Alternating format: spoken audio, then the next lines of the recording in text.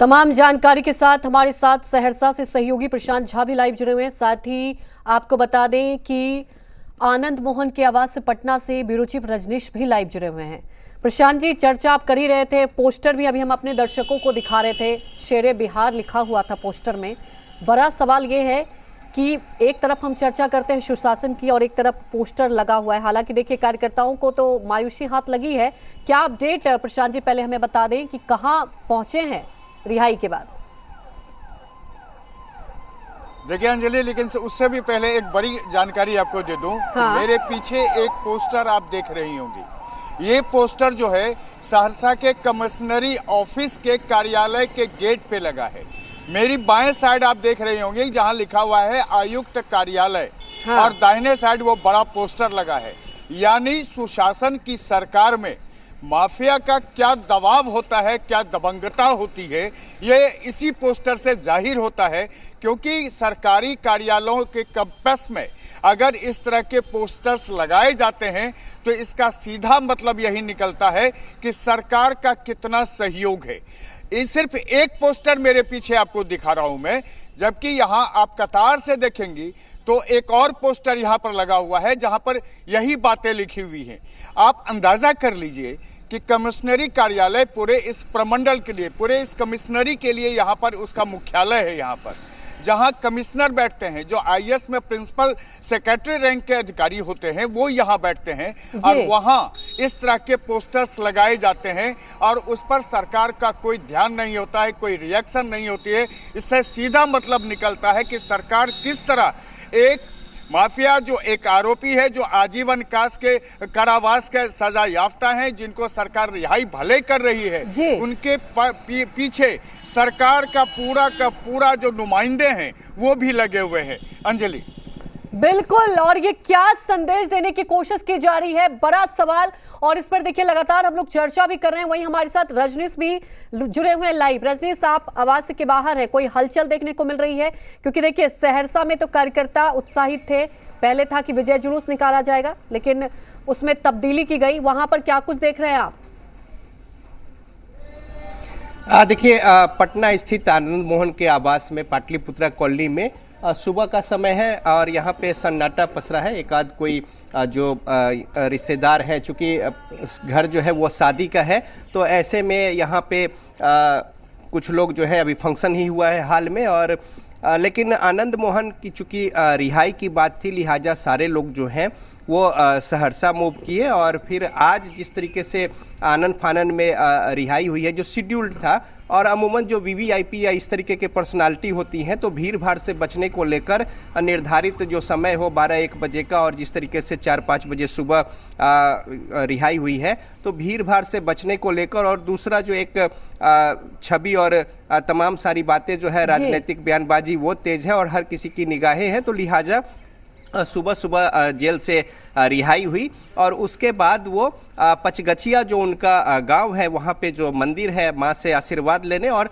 यहाँ पे पहुँचेंगे सीधा। उसके बाद हालांकि रास्ते में कुछ जगहों पर उनके जो समर्थक और कार्यकर्ता उनके पुराने हैं, उनके स्वागत को लेकर तैयारियां कर रखी हैं, लेकिन वो यहाँ पे पहुँचेंगे। और उसके बाद चूँकि घर में वैवाहिक कार्यक्रम है और देहरादून पहुँचना है 3 तारीख को, वहाँ पे 3 मई को शादी का कार्यक्रम है चेतन आनंद का, जो उनके लड़के और विधायक भी है आरजेडी से, तो इसको लेकर यहाँ पे पहुंचेंगे। और यहाँ से फिर सारे लोग जो है आज ही देहरादून रवाना होंगे। बिल्कुल, तो और ये यहाँ पे देहरादून रवाना होंगे। प्रशांत जी भी इस पर चर्चा कर रहे थे। प्रशांत जी, जानना चाहेंगे देहरादून क्या कार्यक्रम है?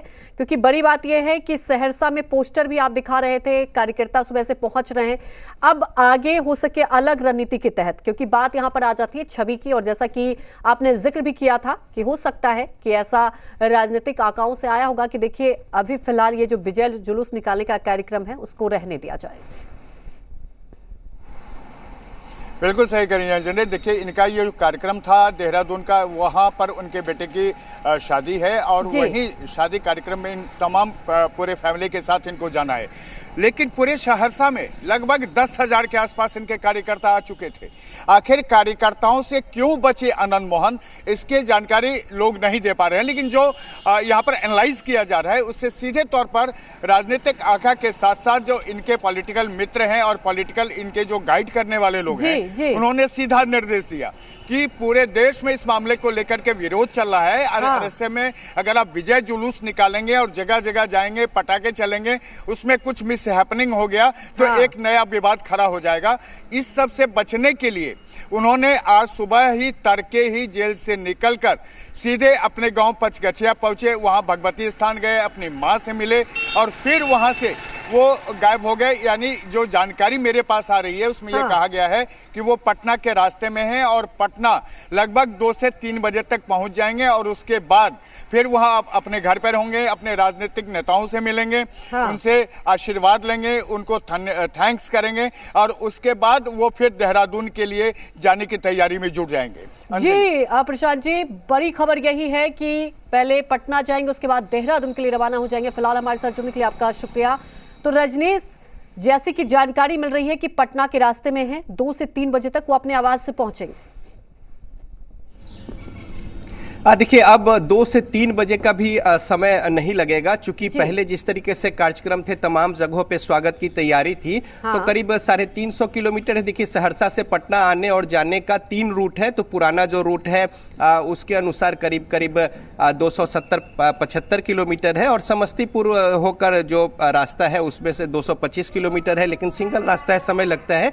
और जो मुख्य मार्ग है करीब 350 किलोमीटर सहरसा से पटना, और इस मार्ग में कई जगहों पर स्वागत की तैयारियां थी। लेकिन जिस तरीके से समय से पहले ही वो निकले हैं और सुबह सुबह का समय है, तो ऐसे में पटना पहुंचने में बहुत ज़्यादा समय नहीं लगेगी। हालांकि यहाँ पे पहले जो शेड्यूल था उसके अनुसार 4-5 बजे शाम को आना था, लेकिन अब चूंकि वहाँ पे सुबह सुबह ही निकल चुके हैं और उनका जो पैतृक गाँव है वो भी बगल में ही है वहाँ से। और जो पचगछिया, वहाँ पे अपनी माँ से वो चरण स्पर्श करके और आशीर्वाद लिया। उसके बाद जो उनका गाँव का मंदिर है, वहाँ भी कोई भी जो कार्यक्रम होते हैं या फिर किसी तरीके का निर्णय होता है या फिर पंच बैठते हैं, तो सारा कुछ जो है वो मंदिर से संबंधित होता है और वहाँ पे लोग जो है पहुंचकर आशीर्वाद लेते हैं।